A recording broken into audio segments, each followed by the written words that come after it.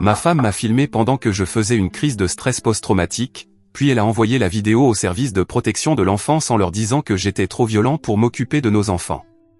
Quand je suis rentré chez moi après 18 mois de déploiement en Afghanistan, je pensais que mes enfants m'aimeraient encore. Regarder ces vidéos de soldats rentrant chez eux était la seule chose qui m'avait permis de tenir après avoir vu tous mes amis se faire tuer sous mes yeux. Alors, quand j'ai franchi le seuil de la maison et que mes enfants ne m'ont même pas serré dans leurs bras, mon cœur s'est brisé en 1000 morceaux. Ils n'ont même pas levé les yeux de leur iPad pour me dire bonjour, comme si Temple Run était plus important que le retour de leur père. C'est là que j'ai entendu du bruit dans l'escalier, c'étaient mes beaux-parents. Ils m'ont pris dans leurs bras avec chaleur en disant « On attendait ce moment depuis si longtemps ». Mon cœur s'est réchauffé et je les ai enlacés en retour. Puis, ma femme est apparue de nulle part et m'a aussi brièvement enlacé. C'est à cet instant que je me suis crispé, car en regardant autour de moi, j'ai remarqué que la pièce était remplie de cartons de déménagement vides et de valises. Ils ont probablement vu mon regard interrogateur, car c'est là qu'ils m'ont annoncé la nouvelle « Maria, ta femme, avait du mal à tout gérer pendant que tu abandonnais ta famille, alors nous avons emménagé pour l'aider. » Ma belle-mère a prononcé le mot « abandonné » sur un ton moqueur, mais pour moi, il sonnait comme une vérité accablante. Je suis resté figé sur place, car Maria et moi avions eu d'innombrables conversations avant mon départ pour la guerre, et c'est elle qui m'avait convaincu que c'était une bonne idée de partir. D'autres anciens soldats m'avaient déjà prévenu que tout semblerait étrange pendant la première semaine, alors j'ai refoulé ma douleur et je me suis dit que tout allait revenir à la normale avec un peu de temps. Ce soir-là, pour le dîner, j'ai cuisiné mon fameux poulet rôti, celui avec du beurre à l'ail et au romarin fait maison, accompagné de purée crémeuse. Avant mon départ, mes enfants me suppliaient presque de le préparer tous les jours, mais maintenant, rien, même pas un « merci papa ». Nous mangions en silence quand mon plus jeune fils, Lucas, 5 ans, a fait tomber son assiette par terre. Mon système s'est alors déclenché d'un coup, je me suis levé précipitamment et me suis glissé sous la table en murmurant un compte à rebours depuis 5, comme je le faisais à la guerre. Mais arrivé à 1, rien ne s'est produit. C'est là que j'ai réalisé que j'étais de retour à la maison. J'ai pris une grande inspiration et je me suis rassis. Et au lieu que ma femme me réconforte, elle me fixait avec horreur. Sa mère, elle, tapait frénétiquement sur son téléphone. Je n'avais aucune idée qu'elle m'avait filmé tout ce temps. Emma, ma fille, et Lucas ont été emmenés loin de moi avant même que je puisse leur présenter mes excuses. Les mois qui ont suivi ont été brutaux. Ma femme était plus distante que jamais et mes enfants refusaient de faire quoi que ce soit avec moi. La seule chose qui me restait, c'était mes symptômes de stress post-traumatique. Puis, un jour, j'ai été réveillé par des coups à la porte. C'était une travailleuse sociale, Madame Henly. Je viens des services de protection de l'enfance. Nous avons reçu des signalements inquiétants concernant un comportement instable autour de vos enfants. Elle m'a alors montré quelque chose qui me donne encore la chair de poule. Là, sur son téléphone, il y avait un montage vidéo de mes épisodes de stress post-traumatique, complètement sortis de leur contexte. J'avais été piégé, présenté comme instable et violent. Je me suis agrippé au cadre de la porte pour ne pas m'effondrer. C'est à ce moment que ma femme est apparue derrière moi. Je pensais qu'elle allait me défendre, mais non. Elle a dit, « Je pense qu'il vaut mieux que tu restes ailleurs pendant un moment, pour la sécurité des enfants. » Ses parents l'encadraient comme des gardes du corps, et ma belle-mère filmait toujours avec son téléphone. J'ai su que si je ne partais pas immédiatement, cela fournirait encore plus de preuves que j'étais un mauvais père. Alors j'ai quitté ma propre maison avec rien d'autre qu'un sac poubelle rempli de mes vêtements sales et un chargeur de téléphone. Je n'avais conservé que 20% de ce que je gagnais comme soldat, le reste étant destiné à ma famille. Pourtant, il n'y avait que 3,05 $ sur mon compte en banque. J'ai envoyé un message à Maria et elle a répondu immédiatement, « Opportunité d'investissement. Tes parents en avaient plus besoin que nous. » J'ai fixé mon téléphone, les larmes me brouillant la vue. Mes journées se sont remplies de dépression, de siestes dans mon camion, de douches à la salle de sport et de repas gratuits à l'église du quartier. Je me trouvais chez Taco Bell quand j'ai vu Jake, avec qui j'avais servi et survécu à une embuscade. Aujourd'hui, il est avocat. « Frère, qu'est-ce qui t'est arrivé ?» Quand je lui ai tout raconté, sa mâchoire s'est crispée. « Ces vidéos, ils t'ont filmé sans ton consentement ?» Quand j'ai hoché la tête, il a esquissé un sourire. « Tu sais que c'est illégal dans cet état. » Et pour la première fois depuis mon déploiement, j'ai souri en retour. J'ai qu'à travailler gratuitement, poussé par une rage pure, et après seulement une journée, il a trouvé quelque chose qui a tout changé. J'avais supprimé un dossier sur mon iPad 1, qui était encore connecté au compte iCloud de Maria. Ce que j'ai vu m'a retourné l'estomac. Vidéo après vidéo, Maria entraînait les enfants, leur apprenant à m'ignorer quand j'étais là. Souviens-toi, si quelqu'un demande, tu dis que tu ne te sens pas en sécurité avec papa, disait-elle d'un ton décontracté, comme si elle parlait de la météo. Et en arrière-plan de toutes les vidéos, il y avait un homme que j'ai immédiatement reconnu, son ami de la salle de CrossFit, celui que j'avais souvent vu la reluquer, maintenant en train de lui masser les épaules pendant qu'elle apprenait à nos enfants à mentir sur moi. C'est à cet instant que j'ai su que je devais obtenir la garde exclusive. J'ai fait défiler le dossier avec les mains tremblantes. Il y avait plus de 200 vidéos, chacune datée et organisée par moi. La première remontait à 6 mois, juste au moment où Maria avait commencé à agir bizarrement. J'ai ouvert celle d'il y a 3 mois. Emma était assise sur les genoux de Maria, pendant que Brad s'appuyait contre le comptoir de la cuisine, les bras croisés. « Que dis-tu quand le juge te demande ce que tu penses de papa ?» demanda Maria d'une voix douce. « Qu'il me fait peur », récita Emma, d'une voix plate et mécanique. « Et quoi d'autre ?»« Qu'il crie très fort et qu'il jette des objets. » Brad s'avança, ébouriffa les cheveux d'Emma et ajouta, « Peut-être que tu pourrais dire que tu pleures quand tu le vois. » Les juges adorent ce genre de choses.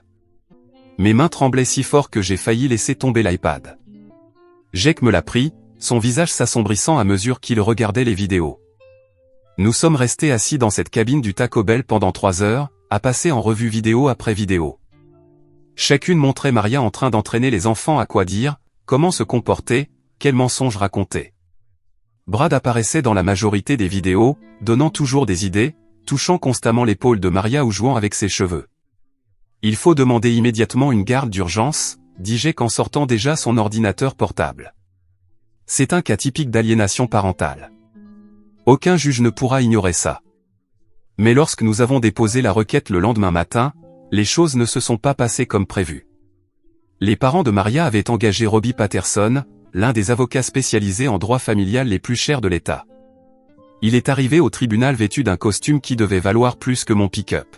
« Votre honneur », dit Patterson d'un ton lisse, étant donné le syndrome de stress post-traumatique documenté de Monsieur Henley, et les vidéos inquiétantes que ma cliente a fournies, nous demandons une évaluation psychologique complète avant d'envisager toute modification de la garde. Le juge hocha la tête. Cela semble raisonnable. Nous fixerons l'audience dans 8 semaines, en attendant l'évaluation du docteur Léo. 8 semaines. Mes enfants passeraient encore 2 mois à être empoisonnés contre moi. J'ai objecté, en insistant sur le fait que les vidéos de manipulation prouvaient un préjudice immédiat. Mais Patterson les a rejetées comme sorties de leur contexte, sans même les visionner. Le bureau du docteur Léo sentait le cuir de luxe et les vieux livres. Des diplômes recouvraient tous les murs, et un trophée de golf trônait sur son bureau.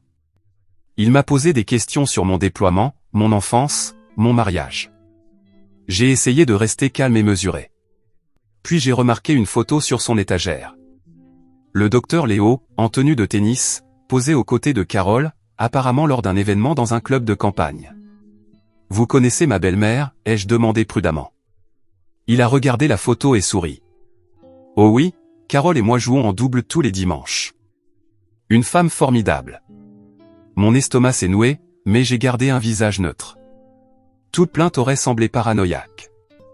Alors j'ai répondu à ces questions, sachant que cette évaluation était probablement déjà biaisée. Les visites supervisées ont commencé 2 semaines plus tard. J'avais le droit de voir Emma et Lucas pendant 2 heures, chaque samedi, dans un centre de visite aseptisé. Maria les déposait toujours avec de grands gestes affectueux, murmurant suffisamment fort pour que je l'entende, « Si papa essaie de vous emmener pour toujours », criait à l'aide. Lucas se mettait à pleurer avant même qu'elle ne parte. « Je ne veux pas que papa m'emmène. Je veux rester avec maman. » La superviseuse prenait des notes pendant que j'essayais de calmer mon fils de 5 ans en larmes, tentant de lui expliquer que je n'allais emmener personne nulle part. Mais le mal était fait. Chaque visite commençait par des pleurs et se terminait avec les enfants qui demandaient quand ils pourraient rentrer à la maison. J'ai remarqué des changements chez Emma, des vêtements de marque que je ne lui avais jamais vus, un bracelet en or qui avait l'air tout neuf, un iPhone alors qu'elle n'avait qu'un simple téléphone auparavant.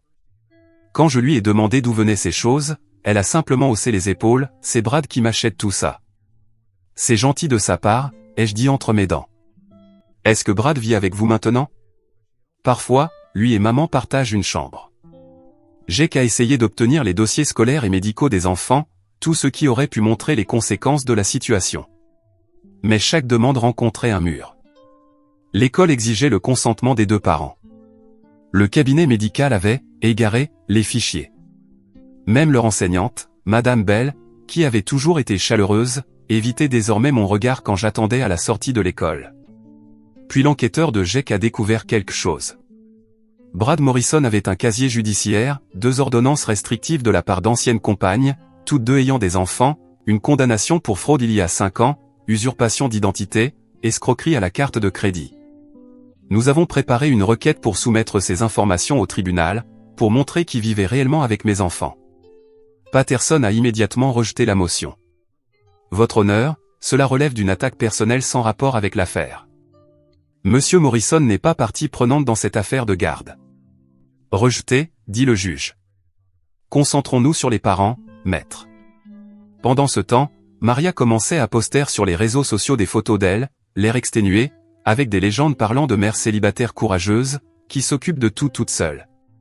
Ses amis commentaient avec des cœurs et des messages de soutien, sans savoir que je lui versais 60% de mon salaire d'agent de sécurité en pension alimentaire. Après les prélèvements, il me restait à peine de quoi mettre de l'essence ou acheter de quoi manger. Richard s'est présenté à mon lieu de travail la semaine suivante. Je contrôlais les badges à la réception quand il est entré, vêtu d'un costume de créateur.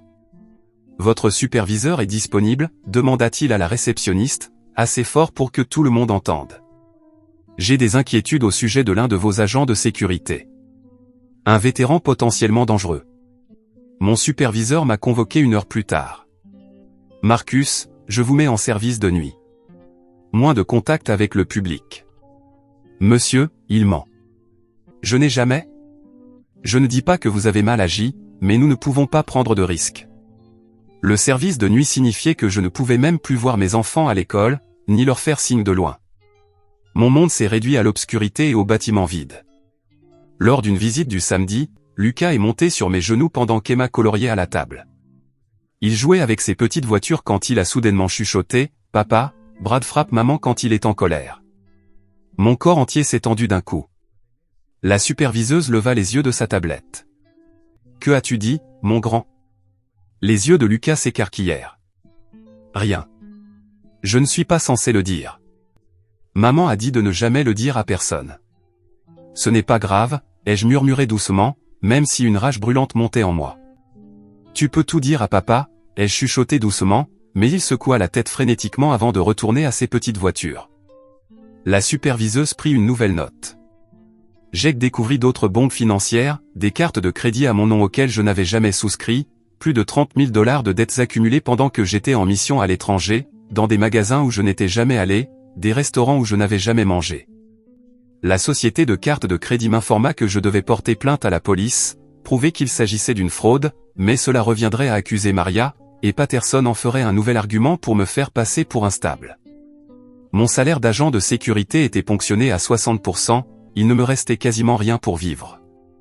Lorsque j'ai essayé d'accéder à notre compte épargne commun pour payer l'enquêteur de Jake, j'ai découvert que le compte avait été gelé.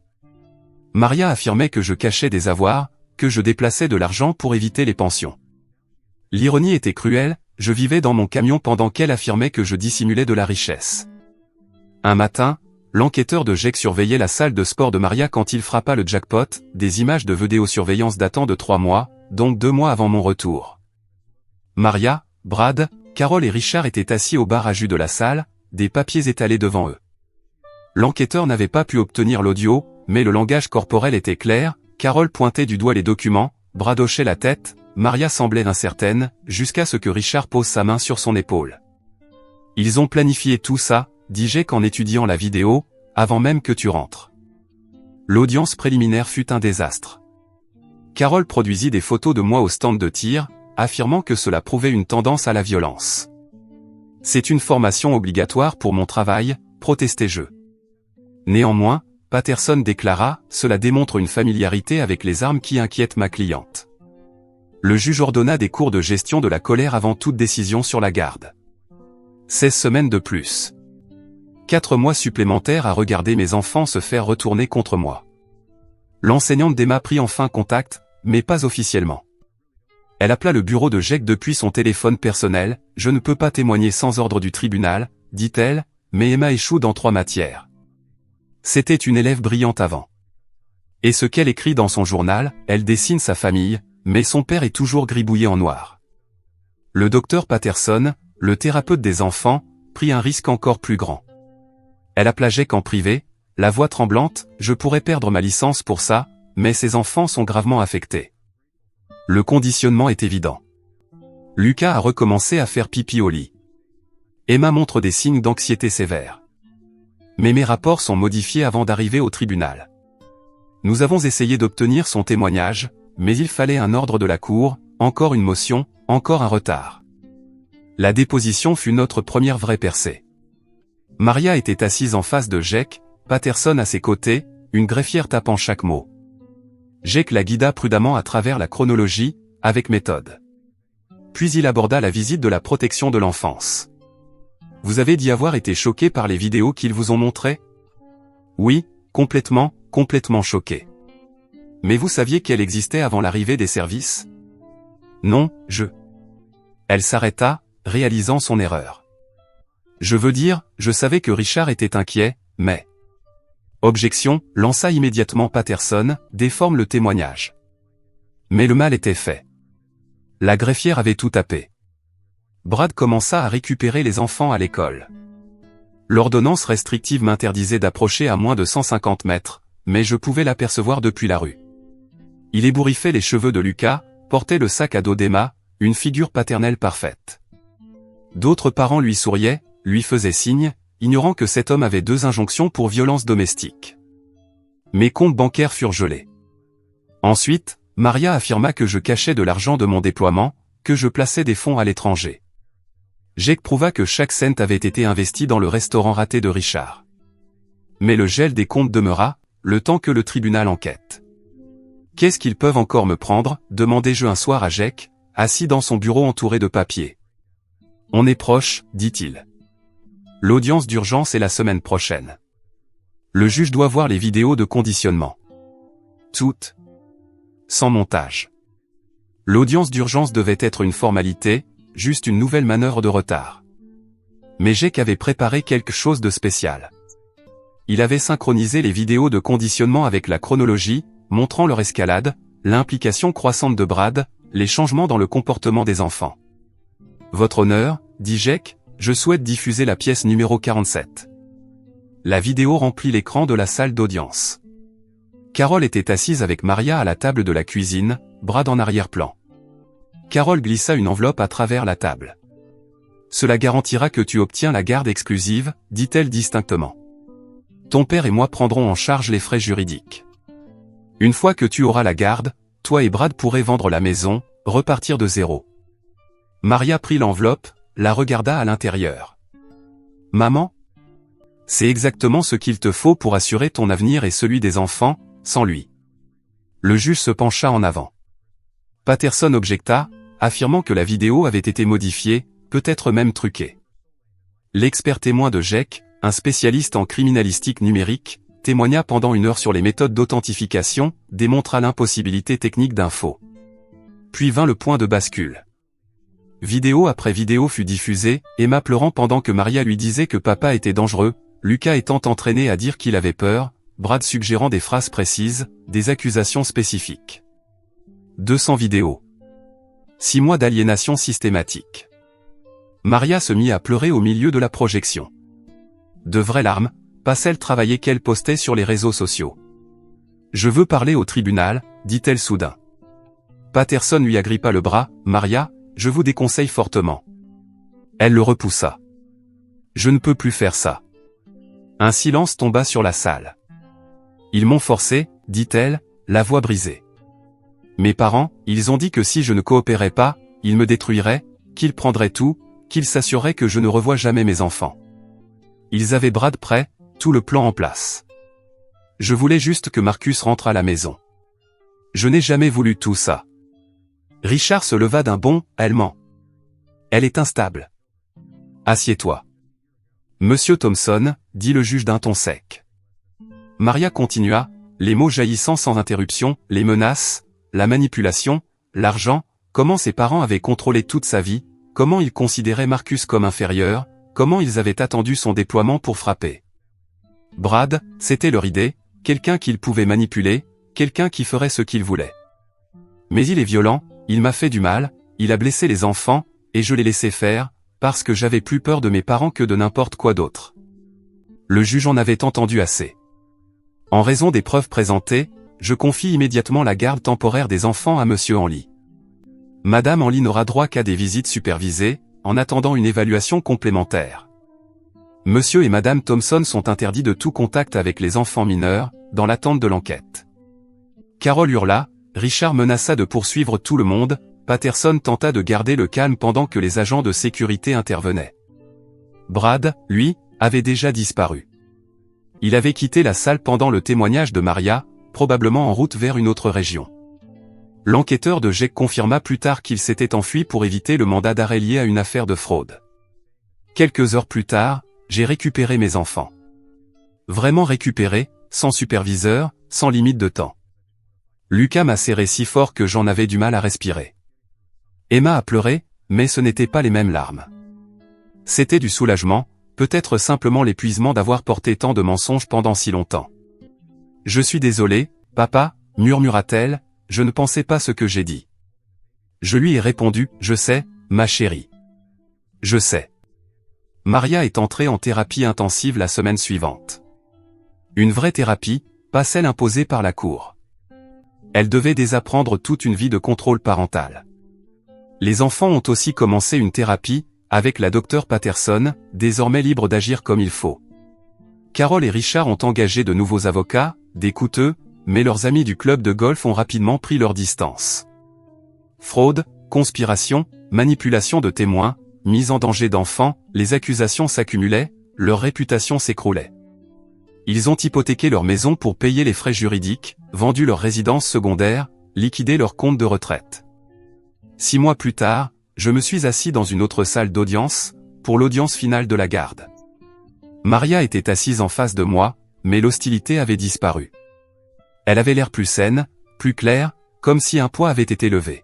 « Votre honneur, dit-elle, je soutiens Marcus pour qu'il ait la garde principale. Je ne suis pas prête. J'ai besoin de travailler sur moi-même, de devenir la mère que mes enfants méritent.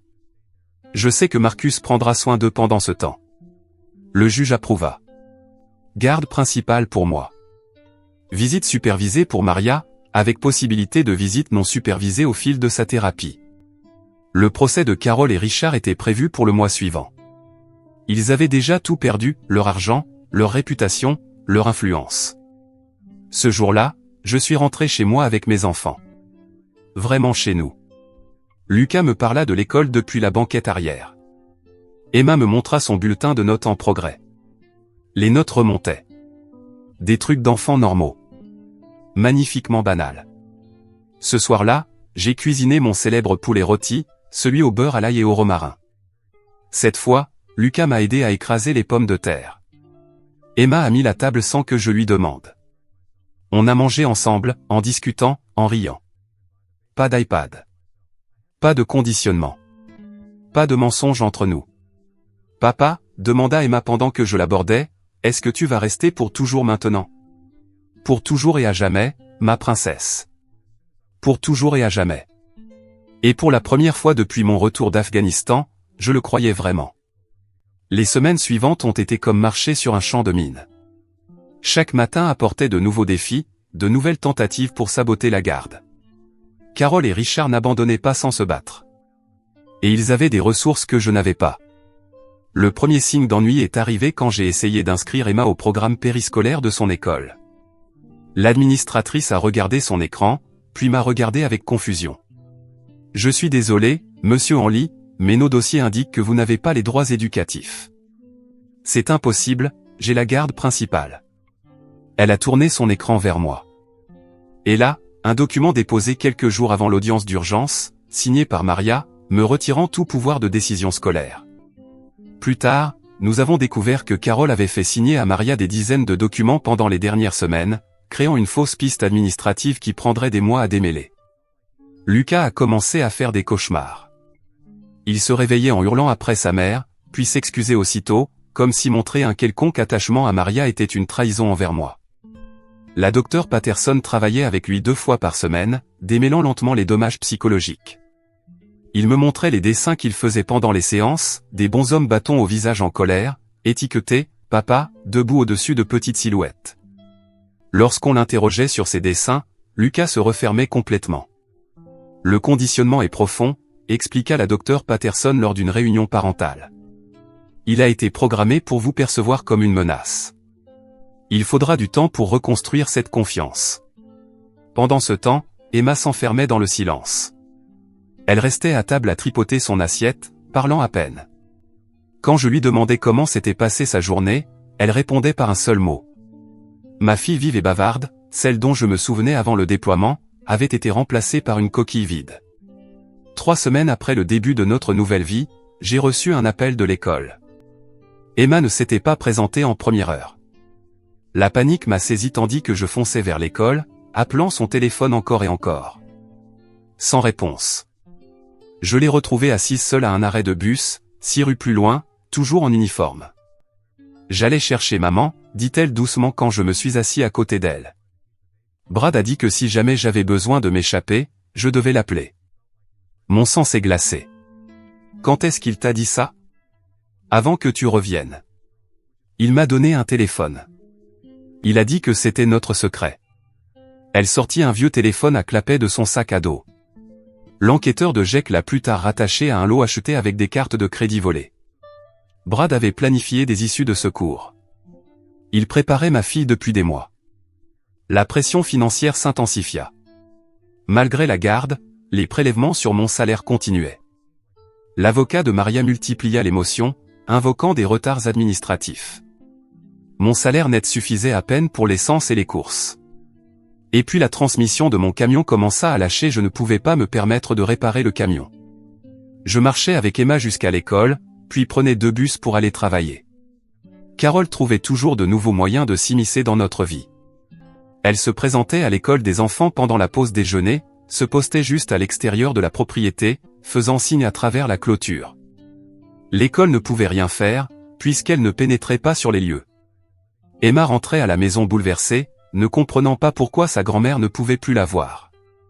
Elle dit que tu l'éloignes parce que tu es méchant, m'a dit Emma un soir. Elle dit qu'elle a des cadeaux pour nous, mais que tu ne veux pas qu'elle nous les donne. J'ai essayé d'expliquer la situation avec des mots adaptés à son âge, mais comment dire à une enfant que ses grands-parents sont des criminels manipulateurs? Chaque explication me faisait passer pour celui qui les montait contre leur famille. Richard, lui, adoptait une autre stratégie. Il appelait chaque jour mon employeur, déposait des plaintes concernant ma supposée dangerosité. Les RH notaient chaque appel, mais les dommages s'accumulaient. Mon superviseur m'a pris à part après la 10e plainte, Marcus, je sais que c'est une affaire personnelle, mais ça affecte le travail. Les autres agents ne veulent plus faire de patrouille avec toi, ils ont peur d'être mêlés à tout ça. Je me retrouvais de plus en plus isolé. Les rares amis que j'avais avant mon déploiement s'étaient éloignés pendant mes mois passés à vivre dans mon camion.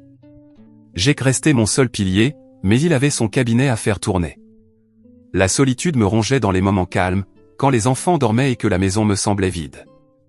Les visites supervisées de Maria étaient une autre source de tension. Elle arrivait toujours avec Carole et Richard, qui attendaient dans le parking malgré l'interdiction de contact.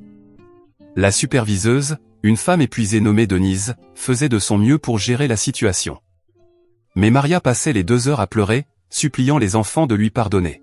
« Je suis désolée », sanglotait-elle, les serrant fort. « Maman a fait des erreurs.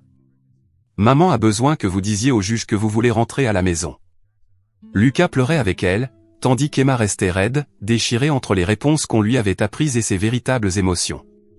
Après chaque visite, il fallait des jours pour que leurs émotions se stabilisent à nouveau. Le déclic avec Lucas est arrivé de manière inattendue. Nous étions au supermarché quand il renversa accidentellement une pyramide de conserve. Le fracas le plongea dans une panique immédiate. Il se cacha derrière mes jambes en gémissant, répétant qu'il ne fallait pas le dire à Brad. Quelque chose dans sa terreur activa un changement en moi. Je me suis accroupi, l'ai aidé à ramasser les boîtes, et je lui ai parlé de mes propres peurs. Tu sais, parfois les bruits forts me font peur aussi. C'est à cause de l'Afghanistan. Mais c'est normal d'avoir peur. Et c'est normal de faire des erreurs. Il m'a regardé, les yeux écarquillés. Brad a dit que les soldats n'ont pas peur. Brad a menti sur beaucoup de choses. Ce soir-là, Lucas s'est glissé dans mon lit pour la première fois depuis que j'avais obtenu la garde. Il n'a rien dit. Il s'est simplement blotti contre moi et s'est endormi. Les progrès venaient dans ces petits moments-là. Les murs d'Emma étaient plus longs à briser. Elle testait sans cesse les limites, rentrait en retard, refusait de faire ses devoirs, remettait en cause chaque règle. La docteure Patterson expliquait que c'était sa manière de vérifier si j'allais l'abandonner, comme on lui avait dit que je le ferais. Chaque fois, je restais calme, constant, présent. Et peu à peu, je voyais apparaître de petites fissures dans son armure. L'enquête financière révéla d'autres dégâts. Brad avait utilisé mon numéro de sécurité sociale pour ouvrir 6 cartes de crédit, toutes maxées en électronique et bijoux. Certains achats correspondaient à des objets que j'avais vus porter par Emma. La réalisation essayante qu'il avait utilisé mon identité volée pour acheter des cadeaux à ma fille, tout en l'empoisonnant contre moi, m'a rendu malade. Jake a poursuivi les charges pour fraude, mais Brad avait disparu. Sa dernière adresse connue était vide. Les voisins disaient qu'il était parti au milieu de la nuit. L'enquêteur retrouva des schémas similaires dans d'autres États, une traînée de mères célibataires avec enfants, suivie de ruines financières. C'est un prédateur, dit Jake en lisant les dossiers. Carol et Richard ont introduit un prédateur dans la vie de tes enfants. La situation à l'école empirait.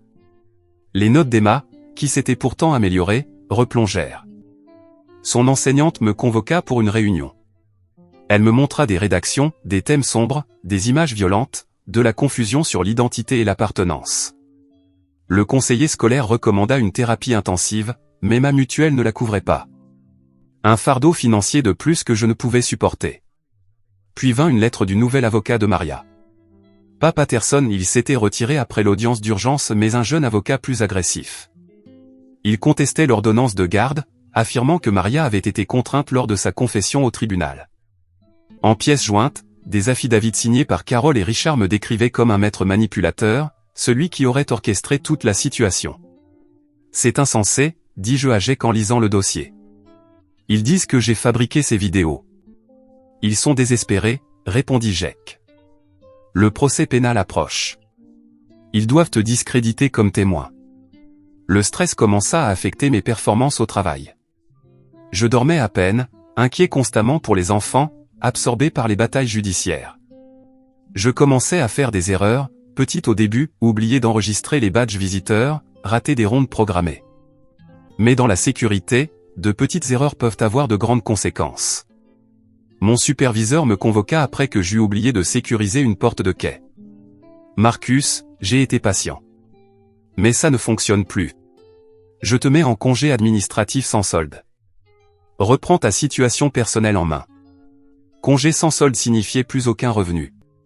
Les saisies sur salaire avaient déjà vidé mes économies. J'avais tout juste 2 semaines de dépenses couvertes. Rien d'autre. Jake me proposa de l'aide financière, mais j'en avais déjà trop accepté. La seule chose qu'il me restait, c'était la fierté. J'ai vendu tout ce que je pouvais, la montre de mon père, celle qu'il m'avait donnée avant mon déploiement, quelques outils du garage, tout ce qui pouvait nous permettre d'avoir un peu d'essence et de quoi manger. Les enfants n'avaient pas besoin de savoir à quel point nous étions proches du gouffre. Mais Emma l'a compris quand même. Une nuit, elle m'a trouvé à la table de la cuisine, entouré de factures, une calculatrice à la main, essayant de déterminer lesquelles pouvaient attendre. « Est-ce qu'on est pauvre maintenant ?» demanda-t-elle doucement. « On s'en sort, dis-je, essayant de paraître sûr de moi. » Elle disparut dans sa chambre, puis revint avec le bracelet en or que Brad lui avait offert. « Tu peux vendre ça. » Ce geste m'a brisé. Cet enfant, qu'on avait dressé contre moi, m'offrait maintenant ce qu'elle possédait pour m'aider. Je l'ai serré dans mes bras. Et pour la première fois depuis des mois, elle m'a rendu cette étreinte. Une vraie étreinte. Pas celle, raide et forcée, qu'elle me faisait d'habitude. On n'a pas besoin de vendre tes affaires, ma grande. On va s'en sortir. Elle s'est reculée et a étudié mon visage. « Tu promets que tu ne partiras plus jamais ?» demanda-t-elle. Je te promets que je ne quitterai plus jamais toi et Lucas. Quelque chose changea dans son regard. De la confiance peut-être, ou du moins le début de celle-ci. Le lendemain matin apporta une nouvelle crise. L'école de Lucas appela, il avait eu un incident, dit la secrétaire avec précaution.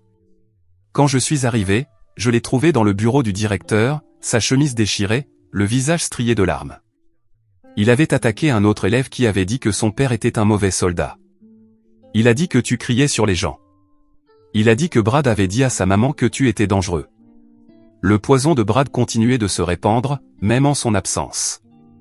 Je pris Lucas dans mes bras pendant que le principal m'expliquait la politique de tolérance zéro face à la violence. 3 jours de suspension. Une autre tâche dans notre dossier de garde. La docteure Patterson convoqua une séance d'urgence. Lucas dessina image après image de soldats et de familles tentant de se réconcilier, le père qu'il commençait à croire, face au monstre qu'on lui avait appris à craindre. Les progrès étaient douloureusement lents. Pendant ce temps, la campagne de Carol et Richard se poursuivait.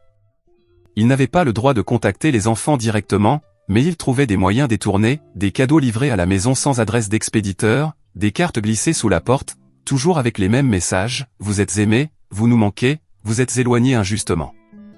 J'ai commencé à surprendre Emma au téléphone à des heures inhabituelles. Elle raccrochait rapidement dès que j'entrais. En consultant les journaux d'appel, je constatais que les numéros étaient toujours différents, impossibles à retracer. Des téléphones prépayés. Carol avait appris du manuel de Brad. À qui tu parlais, demandai-je. À personne, répondait-elle sans me regarder dans les yeux. Les visites supervisées devenaient de plus en plus chaotiques. Maria montrait une instabilité croissante, une semaine catatonique de dépression, la suivante euphorique avec des promesses de voyage à Disneyland et de nouveaux jouets desquels les récupérerait. Denise, la superviseuse, documentait tout, mais l'avocat de Maria présentait cela comme une mère aimante poussée au désespoir par une séparation injuste. Jake découvrit que Maria avait arrêté sa thérapie après seulement 3 séances. Son avocat prétendait qu'elle n'avait pas les moyens, malgré les ressources abondantes de Carol et Richard. Encore une manipulation visant à la faire passer pour une victime en détresse plutôt qu'une participante volontaire à une conspiration. La pression financière se resserra encore. La société de crédit immobilier m'appela, Maria avait apparemment contracté une seconde hypothèque des mois auparavant en falsifiant ma signature. Les paiements étaient en retard. Une procédure de saisie serait lancée si je ne réglais pas les arriérés. Une dépense impossible de plus. Comment c'est légal, ai-je demandé désespérément à Jake. Comment ils peuvent continuer? Ce n'est pas légal, répondit-il gravement. Mais le prouver, poursuivre, obtenir réparation, tout ça prend du temps. Et il compte sur le fait que tu n'en as pas, il avait raison. Chaque jour donnait l'impression de se noyer au ralenti. Lever les enfants, les nourrir, les emmener à l'école, prendre le bus pour aller à des entretiens d'embauche qui n'aboutissaient jamais à cause des références entachées de plaintes sur le vétéran dangereux. Rentrer, aider aux devoirs, préparer un dîner avec les produits en promotion, faire semblant que tout allait bien. Puis, après le coucher, retourner à la table de la cuisine, à essayer de faire tenir des chiffres qui ne tenaient pas. Emma avait commencé à assumer des responsabilités qu'elle n'aurait jamais dû porter, préparer le déjeuner de Lucas, l'aider à faire ses devoirs, tenter de combler les vides pendant que je luttais sur tous les fronts. 10 ans, et déjà parentifié par des circonstances qui la dépassaient. Un soir, je l'ai surprise en train d'enseigner à Lucas les mêmes mensonges que Maria leur avait inculqués, mais inversés. Si quelqu'un demande pour maman, tu dis qu'elle est malade, lui disait-elle. Ne parle pas de Brad. Ne parle pas de mamie et papy. Dis juste que tout va bien. Emma, arrête, dis-je doucement. Tu n'as pas besoin de le conditionner. Il peut dire la vérité. Elle me regarda avec des yeux trop vieux pour son visage d'enfant. La vérité ne nous aide pas, papa. J'ai déjà appris ça. Le poids de ce que ces enfants avaient enduré, de ce qu'ils enduraient encore, m'écrasa. Ils avaient été transformés en armes et en boucliers, tentant désormais d'être protecteurs, sacrifiant leur enfance sur l'autel de manipulation d'adultes. La prochaine audience approchait comme une tempête.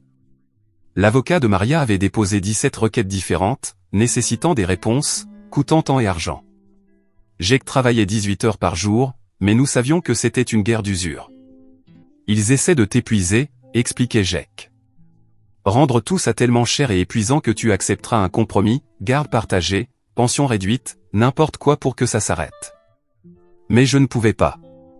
Pas après tout ça. Pas après avoir vu ce que cet environnement avait fait à mes enfants. Alors nous nous sommes préparés au combat, sachant que les chances étaient contre nous. Une semaine avant le tribunal, tout s'accéléra. Richard fut aperçu en train de parler à mon ancien superviseur, sans doute pour planter de nouveaux doutes. Carole engagea un détective privé pour me suivre, documentant chacun de mes mouvements, espérant la moindre erreur à exploiter. La pression devenait étouffante. Puis Lucas dit quelque chose qui changea tout. Nous prenions le petit déjeuner quand il leva soudain les yeux de son bol de céréales. « Papa, je me suis souvenu de quelque chose à propos des vidéos que maman faisait. » Ma voix resta neutre. « De quoi tu te souviens, mon grand ? » Mamie avait aussi une caméra. Une autre. Elle disait que c'était pour l'assurance. Un autre jeu de vidéo. L'enquêteur de GEC se mit au travail immédiatement, mais les retrouver prendrait du temps. Et du temps, nous n'en avions plus. La crise financière atteignit un point critique quand la compagnie d'électricité envoya un avis de coupure, 3 jours pour payer, ou nous serions plongés dans le noir. J'avais gardé les enfants à l'écart de nos problèmes d'argent, mais ça, je ne pouvais plus le cacher. Ce soir-là, je les ai réunis pour une discussion honnête. Les choses sont serrées en ce moment, leur ai-je dit avec précaution. On va peut-être devoir faire quelques ajustements. Est-ce qu'on va devenir sans abri ? Demanda Lucas, la voix minuscule. Non, mon grand. Je ne laisserai jamais ça arriver. Il me fixa. C'est à cause de maman et de mamie et papy ? J'ai choisi mes mots avec soin. Parfois, les adultes prennent des décisions qui affectent tout le monde. Mais on va s'en sortir ensemble. Cette nuit-là, après leur coucher, j'ai fait une chose que je m'étais juré de ne jamais faire, j'ai appelé mon frère en Oregon, celui à qui je n'avais pas parlé depuis avant mon déploiement. Il m'a écouté sans m'interrompre, puis m'a simplement demandé mon numéro de compte bancaire. L'électricité est restée allumée. Les petites victoires comptaient. Lucas recommença à dormir sans cauchemar. Emma rejoignit le club d'art plastique de son école, une passion qu'elle avait abandonnée depuis que tout avait commencé. Ces moments de normalité semblaient des miracles après des mois de crise. Mais l'autre camp n'avait pas dit son dernier mot. 3 jours avant l'audience, j'ai reçu un appel, Patterson, l'avocat coûteux, était de retour dans l'affaire. Carole et Richard avaient encore liquidé des actifs, engagé toute une équipe, avocats, témoins experts, même un consultant en jury. Ils traitaient cela comme une fusion d'entreprises, pas une garde d'enfants. Ils ont peur, dit Jake. Le procès pénal est le mois prochain. S'ils perdent définitivement la garde, ça renforce le dossier de l'accusation. La peur les rendait plus dangereux. Le lendemain, Emma rentra de l'école en larmes. Quelqu'un avait distribué des tracts à la sortie, avec sa photo de classe à côté du mot « disparu », suivi de « enlevé à une famille aimante ». L'œuvre de Carole, sans aucun doute, à la limite de la légalité. Tout le monde me regardait, sanglota Emma. Ils pensent que tu nous as enlevés. Je l'ai prise dans mes bras pendant qu'elle pleurait, sentant la rage monter en moi. Utiliser mes enfants comme des armes était une chose. Les humilier publiquement en était une autre. Jake déposa une demande d'ordonnance restrictive d'urgence, mais le mal était fait. Lucas se referma à nouveau. Peur d'aller à l'école. Peur de ce que les gens diraient. Tous les progrès s'étaient envolés en une nuit. La docteure Patterson parla de retraumatisation, avertit que cela pouvait annuler des mois de thérapie. Quelques jours avant l'audience, Maria demanda une visite d'urgence, hors du calendrier habituel. Contre l'avis de Jake, j'ai accepté. Elle arriva seule, l'air plus en forme qu'elle ne l'avait été depuis des mois. La conversation qui suivit surprit tout le monde. « Je veux passer un accord », dit-elle doucement, tandis que Denise écoutait depuis un coin de la pièce. « Je soutiendrai ta demande de garde si tu retires les accusations criminelles contre mes parents. Je ne peux pas retirer des charges que je n'ai pas déposées, lui rappelai-je. C'est l'État qui les poursuit. Mais ton témoignage est essentiel. Sans lui, il risque juste une mise à l'épreuve. » Je regardais ma femme, cherchant la personne que j'avais épousée sous les couches de manipulation et de dégâts. Ce sont nos enfants, Maria. Ils ont fait entrer Brad dans leur vie. Ils nous ont ruinés financièrement. Ils doivent rendre des comptes. Ce sont mes parents, murmura-t-elle. Ils sont tout ce qu'il me reste. Tu as Emma et Lucas. Concentre-toi sur le fait d'être la mère dont ils ont besoin, pas la fille que tes parents veulent. Elle partit sans un mot de plus, mais quelque chose dans son regard me laissa espérer. Peut-être qu'au fond d'elle, elle commençait à voir la vérité. La veille du procès, je ne dormis pas. Je restais assis dans la cuisine à revoir tout ce que Jake avait préparé, témoignages, preuves, dossiers financiers montrant la destruction systématique de ma vie. C'était comme se préparer à une bataille, sauf que cette fois, l'ennemi connaissait toutes mes faiblesses. À l'aube, Emma me trouva là, grimpa sur mes genoux, chose qu'elle n'avait pas faite depuis plus d'1 an. « Tu as peur ?» demanda-t-elle. « Un peu, admis-je. »« Moi aussi. » Elle marqua une pause, puis ajouta, « Mais on va gagner, hein? On va rester ensemble ?» Je la serrai contre moi, inspirant le parfum de son shampoing à la fraise, gravant ce moment de paix avant la tempête.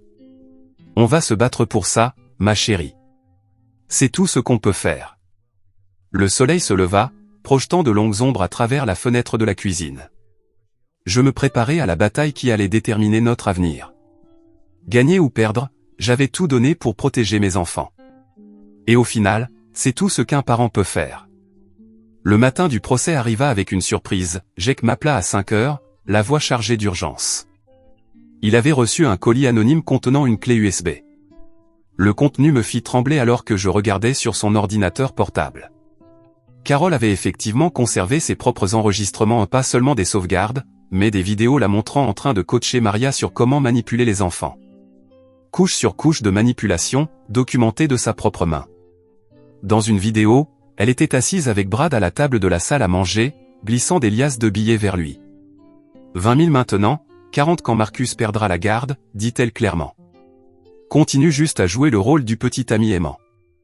Brad comptait les billets en hochant la tête. Et les enfants? Ils deviennent plus difficiles à contrôler. Les enfants sont simples. La peur et les récompenses amplifient tout. Jake déposa immédiatement une requête pour faire admettre les nouvelles preuves, mais l'équipe de Patterson riposta, exigeant une authentification, une vérification de la chaîne de possession, affirmant que la source anonyme les rendait irrecevables. Le juge programma une session d'urgence pour l'après-midi. Je déposai les enfants à l'école en tentant de garder un visage neutre. Mais Emma sentit quelque chose. Elle me prit la main à l'entrée. « C'est aujourd'hui, hein? Juste une autre audience, ma chérie. » Elle serra plus fort. Lucas a encore fait un cauchemar avec Brad qui revenait. Ma mâchoire se crispa, mais ma voix resta calme. Brad ne reviendra jamais. Le tribunal bourdonnait d'activité à mon arrivée. Carole et Richard étaient assis à leur table, entourés de leur armée d'avocats. Maria brillait par son absence. Patterson s'approcha de Jake avec un épais dossier. « Requête pour rejeter les nouvelles preuves », dit-il d'un ton posé. « Les sources anonymes ne sont pas crédibles. » Mais Jake avait prévu le coup. Il avait passé la matinée à retracer le colis. Les images de surveillance de la société de livraison montraient une femme ressemblant à Maria en train de le déposer. Lors de la pause, confronté à cette preuve, Patterson perdit de son assurance. Le juge revint, consulta les rapports d'authentification et rendit sa décision, les vidéos seraient admises. Le visage de Carole devint livide lorsque sa propre voix retentit dans la salle, donnant des instructions à Maria sur les techniques de manipulation psychologique. « Souviens-toi, ma chérie. Marcus est simple d'esprit. Les militaires le sont toujours. Ils croiront tout ce que tu leur diras à propos de l'espace nécessaire à l'adaptation des enfants. » La voix de Richard suivit. « Le secret, c'est la documentation. Chaque interaction. Chaque mot. On construit un dossier dès le premier jour. » L'horodatage montrait que cette conversation avait eu lieu 2 semaines avant la fin de mon déploiement. Patterson tenta de limiter les dégâts, arguant que les vidéos étaient sorties de leur contexte, que Carole n'était qu'une grand-mère inquiète. Mais Jake lança alors la vidéo du paiement à Brad, 20 000 $ en espèces, visible comme le jour. L'expression du juge se durcit. Pendant la pause déjeuner, je trouvai Maria assise seule dans le couloir. Elle leva les yeux quand je m'approchai, les paupières rougies. « C'est moi qui ai déposé la clé USB, dit-elle doucement. Je ne pouvais pas les laisser gagner. Pas après ce qu'ils ont fait à nos bébés. » Je m'assis à ses côtés, en gardant mes distances. « Pourquoi maintenant ?» La docteure Patterson m'a montré les dessins de Lucas. Ce que je lui avais fait, ce qu'il m'avait fait faire. Sa voix se brisa. J'ai trouvé les enregistrements de maman en cherchant le testament de papa. Elle a tout documenté comme si elle en était fière. Tu vas témoigner? Elle hocha la tête lentement. Mon avocat m'a lâché ce matin quand je lui ai dit. Mais j'en ai fini d'être leur marionnette. L'après-midi, la session explosa en chaos. Maria prit la barre sans avocat, s'adressant directement au juge. Elle décrivit des années de contrôle, de manipulation, de menaces. Comment ses parents l'avaient isolée, rendue financièrement dépendante, utilisé ses enfants comme levier. Quand Marcus a été déployé, ils ont dit que c'était notre chance de nous débarrasser de lui. Brad était prêt, tout le plan déjà en place. J'étais faible. J'avais peur. Mais j'en ai fini d'avoir peur. Carol bondit sur ses pieds. Petite ingrate. Madame Thompson, cria le juge en martelant son marteau. Encore un mot et vous serez reconnu coupable d'outrage. Maria continua, la voix de plus en plus ferme. Elle révéla le rôle réel de Brad, les paiements, les séances de conditionnement, comment il avait commencé à devenir violent lorsque les enfants résistaient. J'ai échoué en tant que mère, dit-elle en me regardant droit dans les yeux. Mais je ne les laisserai plus jamais tomber. Patterson tenta un contre-interrogatoire, mais sans le financement de Carol et Richard, son cœur n'y était plus. Le juge avait entendu assez. Elle annonça une pause pour examiner toutes les preuves avant de rendre sa décision. Jake et moi nous assîmes dans une petite salle de conférence, entourée de boîtes de documents. Mon téléphone vibra, un message de l'école d'Emma. Elle avait fait une crise de panique pendant le cours d'éducation physique, elle était à l'infirmerie. Je me levai pour partir, mais Jake m'attrapa le bras. C'est le moment, Marcus.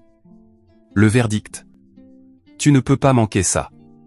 Ma fille a besoin de moi. Et elle a besoin que tu gagnes ce procès. Je vais envoyer mon assistante à l'école. L'heure la plus longue de ma vie s'écoula lentement. Enfin, l'huissier nous rappela dans la salle d'audience. Le juge avait l'air exténué, mais déterminé. J'ai examiné de nombreuses preuves d'aliénation parentale systématique, de fraude financière et de conspiration visant à manipuler le système judiciaire familial, commença la juge. La profondeur de ce stratagème est sans précédent en 20 ans sur ce banc. Elle détailla ses conclusions, les vidéos de conditionnement, la manipulation financière, l'implication de Brad, l'orchestration de Carol et Richard.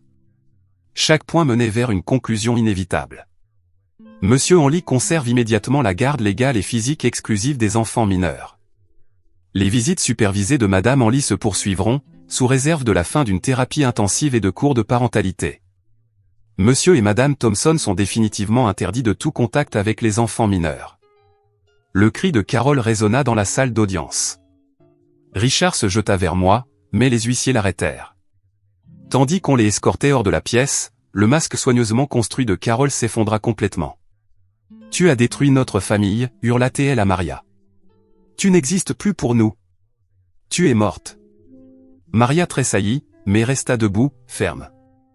La juge poursuivit en abordant les crimes financiers, ordonnant une restitution complète et transférant l'affaire au procureur pour poursuite pénale. Brad Morrison fit l'objet de mandats fédéraux pour fraude et vol d'identité. À la sortie du tribunal, Maria s'approcha, hésitante. « Je sais que je ne mérite pas ton pardon, mais peut-être qu'un jour, on pourra coparenter correctement, pour eux. Concentre-toi sur ta guérison, lui dis-je. C'est ce dont ils ont besoin. » Elle acquiesça, repartant seule. Plus de parents pour la soutenir.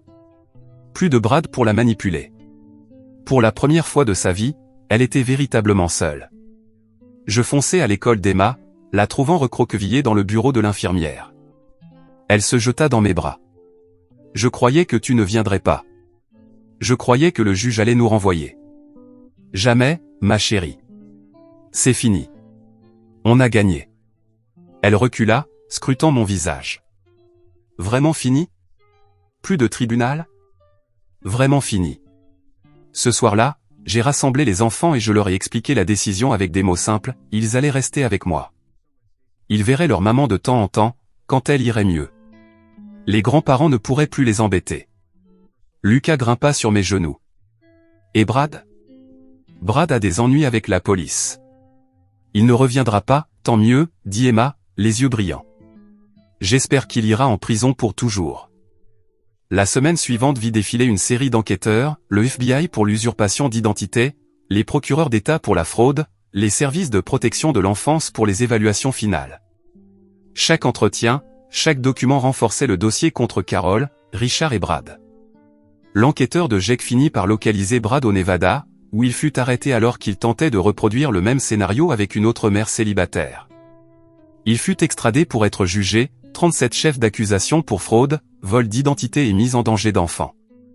Démêler la situation financière prit des mois.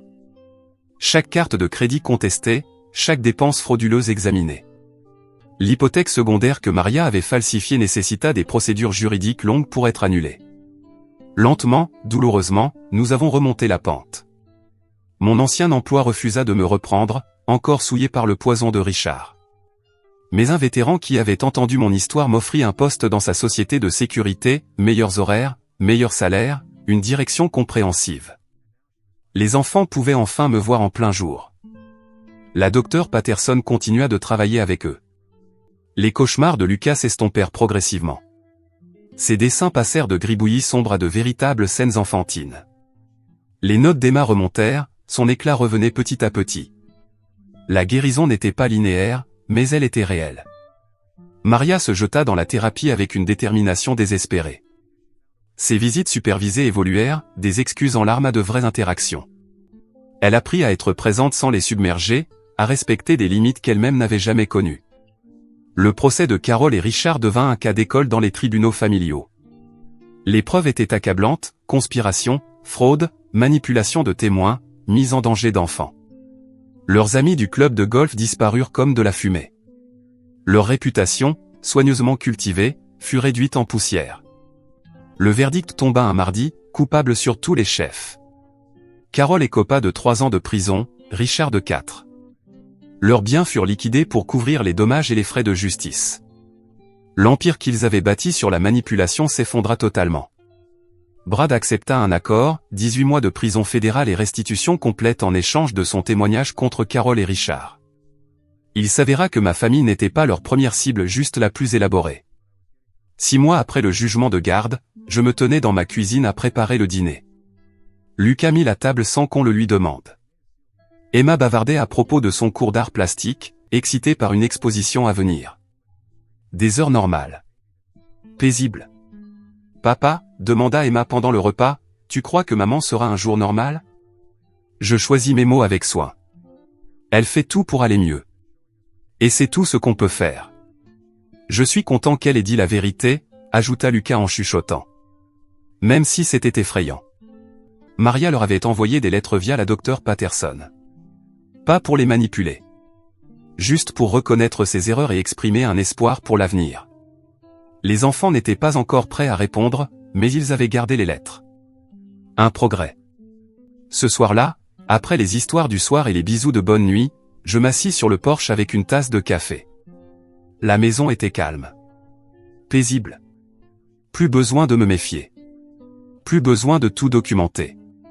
Plus besoin de me battre pour le droit d'être leur père. Mon téléphone vibra.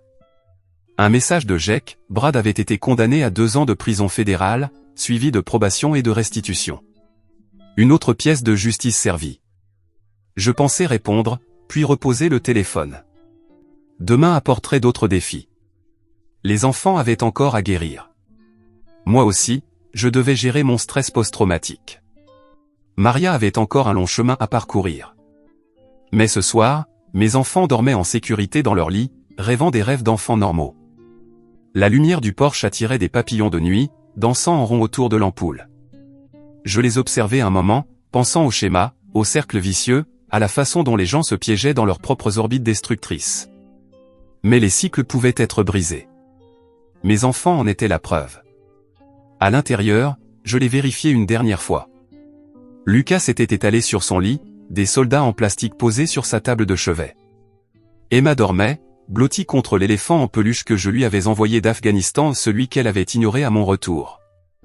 Aujourd'hui, il ne quittait plus son lit. J'avais perdu 18 mois à cause du déploiement, puis 6 mois d'enfer, mais nous avions retrouvé notre chemin. Pas vers ce que nous avions avant, mais vers quelque chose de nouveau. De meilleur. Peut-être parce que cette fois, c'était construit sur la vérité, pas les mensonges. Dans la cuisine, je préparais les repas de demain, signer les autorisations scolaires et des tâches parentales banales qui, après tout ce qu'on avait traversé, semblaient être des privilèges. Les documents de garde reposaient dans mon classeur, officiel et définitif. Mais la véritable victoire n'était pas sur le papier. Elle était dans le fait que Lucas me demande d'être son entraîneur de foot. Dans le fait qu'Emma me montre ses dessins sans crainte. Dans les dîners où on parlait vraiment. Dans les histoires du soir et les câlins du matin. Et dans tous ces petits moments qui forment une vie. La vraie victoire, c'était d'être leur père. Pleinement. Complètement. Sans que personne n'essaie plus jamais de me l'enlever. En éteignant les lumières et me dirigeant vers le lit, je m'arrêtai une dernière fois à la porte de leur chambre. Ils étaient en sécurité. Chez nous. À moi. Et pour la première fois depuis mon retour d'Afghanistan, c'était suffisant.